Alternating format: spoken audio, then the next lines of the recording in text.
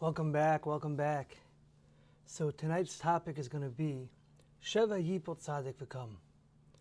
Shlomo HaMelech tells us in Mishlei, Ki Sheva, Yipol, Tzadik v'kam. The Tzadik falls 7 times and he gets back up. There's so much to unpack in these few words, so much to unpack in this pasuk. Shlomo HaMelech is literally telling us the principle of success, the principle of becoming a tzaddik. There's so much encouragement that comes out of this pasuk. We'll try to get into it a little bit.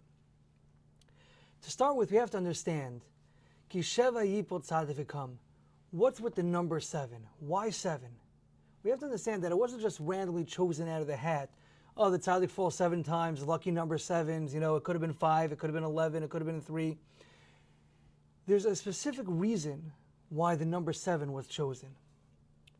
It's also interesting to note, if you look at the pasuk, it doesn't say that if a person falls 7 times and he gets back up, that he's a tzaddik. It says, Ki Sheva Yipol Tzadik. The tzaddik falls 7 times.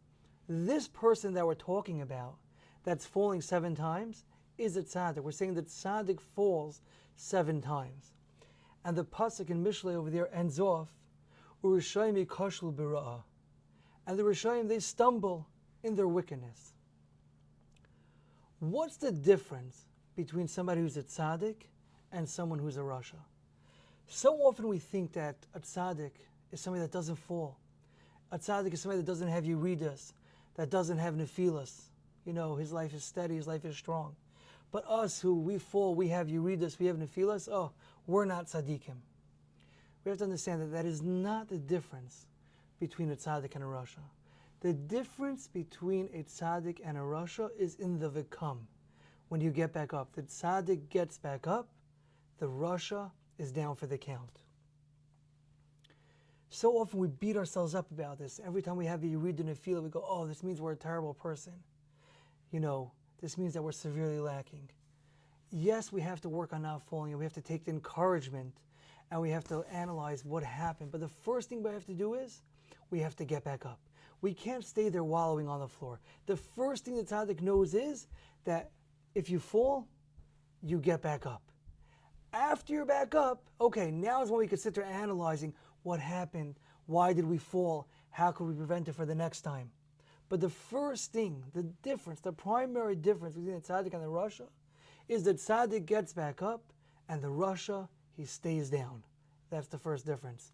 The great American philosopher Muhammad Ali once said, inside of a ring or out, ain't nothing wrong with going down. It's staying down that's the problem. Now, obviously, he's not the originator of this concept of staying down, that being the problem. And it's always so amazing to see how everything in society always comes back. It's always rooted in the Torah. Now, Muhammad Ali was talking about sports. But as Shlomo HaMelech is pointing out, this is in all aspects of life. This is literally the difference between somebody who's a tzaddik and somebody who's a rasha. The defining principle is not whether or not you get knocked down. It's okay to get knocked down. It's whether or not you get back up. The tzaddik realizes that falling is inevitable, and that's okay. Not that he wants to fall, but he understands that we're going to get back up, and we're going to grow from that experience. We're going to turn the yerida into a yerida tzarech aliyah. We're going to turn the descent into a descent which will lead to an ascent. We have to focus on the war, not the individual battles. Let's just go back for a moment to how we started off. We said, why the number 7? Why did Shlomo HaMelech choose this number 7? It's not random. The Medrash in Vayikra Rabbah, it's in Chavtes Yud Aleph. The Medrash over there says, Kol Shivin Chaviv L'Olam. All 7s are beloved. Anything that comes in the number 7 is beloved. I think that we could say that one of the reasons why Shlomo HaMelech chose the number 7 is to illustrate this concept, that there's nothing wrong with the struggle. Adarabah, to the contrary, the struggle is beloved to HaKadosh Baruch Hu. The fact that we're struggling with the Yetzer Hara and we get back up and we fall and we get back up and we fall and we get back up. We don't give up. We don't stay down. We get back up. Sheva Yipol Tzadik v'kam. We get back up. That's beloved to HaKadosh Baruch Hu. That no matter how many times we've fallen, no matter how often, we will continue to get back up. Sometimes we look at the struggles that we have with the Yetzer Hara and we think to ourselves like, oh, we're the only ones that have these struggles. We're bad people. The other people, everybody else in shul, they don't have the struggles that I have. They're not going through what I'm going through. They don't know, my Yetzer Hara. My Yetzer Hara is so much worse than theirs. And it could be. We all have different Yetzer Haras. The more potential for greatness you have, the greater your Yetzer Hara is going to be. But the point is, the struggles, beloved HaKadosh Baruch Hu, the struggle with the Yetzer Hara, I fell, but I'm not done. I'm getting back up. I'm trying again, stronger than before. That is beloved HaKadosh Baruch Hu. The number 7 also symbolizes shleimus, completion. You look throughout nature, you look throughout around the world, there's many, many stuff that come in sets of 7. You have 7 days of the week, culminating in Shabbos. You have 7 musical notes. There's a lot of different stuff that come in the number 7. I think we could say the same thing with this struggle, the Sheva, Yipol, Tzadik, V'kam. That has a person get to shleimus? How does a person become complete? It's through this struggle with the Yetzer Hara. If we don't go through this struggle, if we don't go through the falling 7 times and getting back up, if we don't go through this arm wrestle with the Yetzer Hara, if we don't struggle, we can never reach shleimus. Shleimus doesn't happen in a vacuum. It doesn't happen by itself. Perfection isn't just, you're not just born perfect, but it's the struggle with the Yetzer Hara and trying and getting back up and falling and getting back up. That's what leads us to shleimus. There's another aspect as well.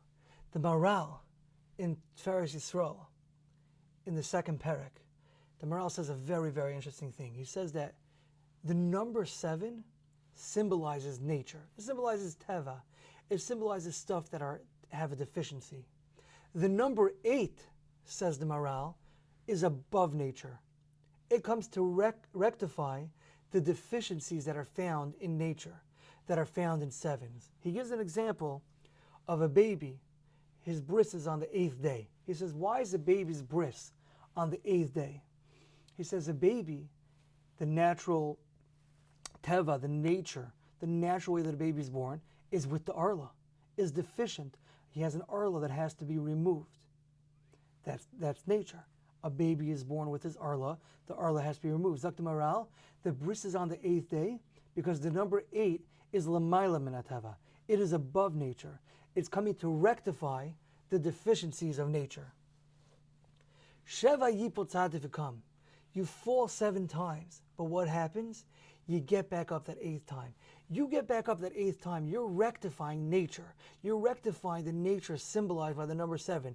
The natural tendency of a person is, we're going to fall. But you know what's not natural? You know what's above nature? When you get up that 8th time. When we get up the 8th time, we're rising above nature. We're rising above our own nature, our own base human tendencies to get back up. And I think that's what's symbolized in the number 7 and Memela, the getting up, which is the 8th time. Fall 7 times, but get up 8. We're rising above the natural order. We're rising above our Yetzer, above our natural tendencies, doing something which is l'mayla min hateva, doing something which is literally above nature. Let's try to live a little higher and realize that we're going to get knocked down in life. We're going to have our Yeridus, we're going to have our Nefilas. But we have to get back up, no matter how many times. And we're going to learn from those experiences, and we're going to become stronger and better because of them. But we're not going to let the fact that we have those Yeridus and Nefilas bring us down.